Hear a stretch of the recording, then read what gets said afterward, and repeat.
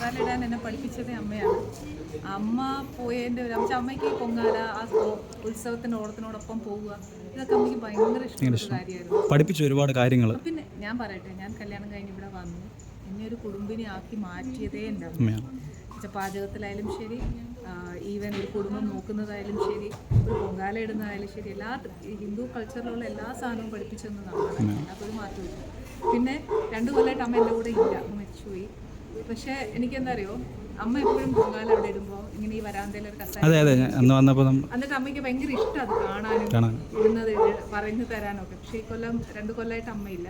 പക്ഷെ എൻ്റെ മനസ്സിൽ അമ്മ അവിടെ കസേരയിൽ ഉണ്ട് എന്നുള്ളൊരു വിശ്വാസവും ഈ പൊങ്കാലയിൽ അമ്മയും പങ്കുചേരുന്നു എന്നുള്ളൊരു പൊങ്കാല ഇടുമ്പോഴത്തേക്ക് ചിരിച്ചുകൊണ്ട് ഇരിപ്പുണ്ടാവും. അതിനോട് മാത്രമാണ് ഞാൻ മെയിനായിട്ട് അമ്മയ്ക്കും കൂടെ പൊങ്കാല ഉൾക്കൊള്ളാനാണ് ഞാൻ വീട്ടിലേക്ക് മാറിയത്. പക്ഷെ ഇപ്പോൾ 2 കൊല്ലമായിട്ട് ഇല്ലാത്തതുകൊണ്ട് ഒരു വിഷമമുണ്ട്, തീർച്ചയായിട്ടും ഉണ്ട്.